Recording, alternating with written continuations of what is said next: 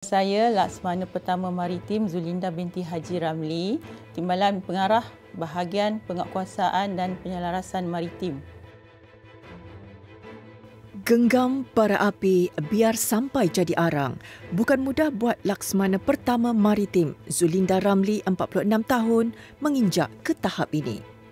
Sebagai seorang wanita join pasukan beruniform, sudah tentunya cabaran dan rintangan yang saya hadapi itu tinggilah. Saya terpaksa menjalani latihan bersama rakan-rakan lelaki kan, berlari ke, berenang ke, bersama-sama mereka tak terkecuali. Naik bukit, turun bukit, pikul kayu balak ke apa ke, kita bersama-samalah. Tidak ada pengecualian untuk pegawai wanita waktu itu tidak melaksanakan aktiviti-aktiviti ataupun latihan-latihan yang sama dengan pegawai lelaki. Wanita berani ini pernah berkhidmat dan menggalas tugas sebagai pegawai Tentera Laut Diraja Malaysia TLDM selama 13 tahun. Pertama sekali saya bersyukurlah sebab APMN terima saya untuk saya tukar lantik pada waktu itu, dan pos pertama saya adalah sebagai pegawai khas kepada Ketua Pengarah pada waktu itu. Saya tidaklah nampak sejauh ini saya akan pergi di usia saya yang menjangkau 46 tahun ni. Kalau kita tengok dalam tentera pun rare. Dia terlampau, orang kata apa, susahlah kita nak tengok one star general ni perempuan. Diberi tanggungjawab baharu, ia mencabar kemampuan dirinya untuk melangkah lebih jauh dan terus berbakti demi negara tercinta. Bahagian penguatkuasaan dan penyelarasan maritim adalah bahagian yang melaksanakan tugas pengoperasian dan juga dasar di Maritim Malaysia. Di bawah BPPM ni kita juga ada cawangan latihan dan operasi, iaitu cawangan ini melaksanakan tugas-tugas penilaian tahap kecekapan kapal yang mana memerlukan kita membuat pemeriksaan dan menentukan tahap kecekapan kapal bagi pegawai dan kru kapal itu sendiri.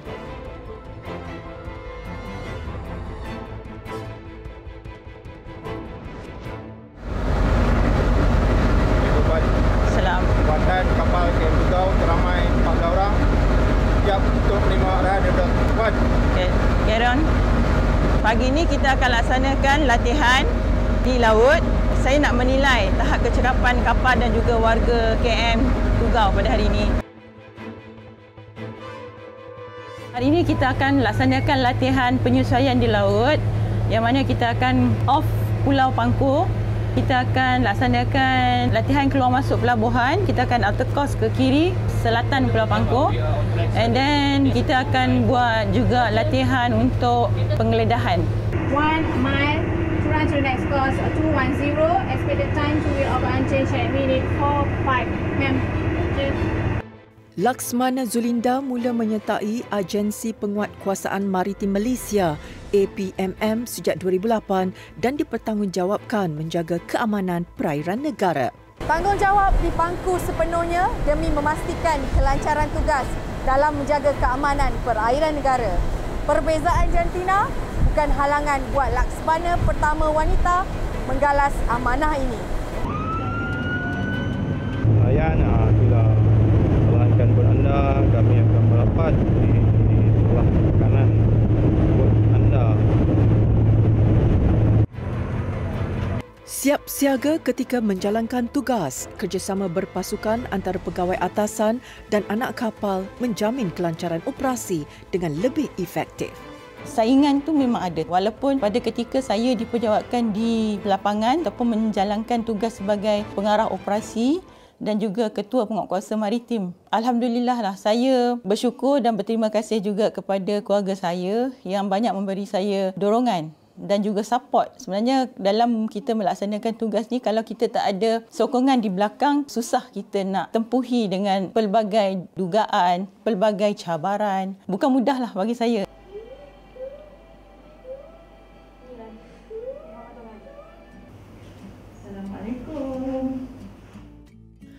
Walaupun berjawatan tinggi, wanita berasal dari Dungun Terengganu ini tetap menggalas tugas seorang isteri dan ibu tatkala pulang ke rumah. Keluarga Laksmana Zulinda sudah memahami tugasnya yang tidak menentu dan sering berpindah mengikut arahan pihak atasan.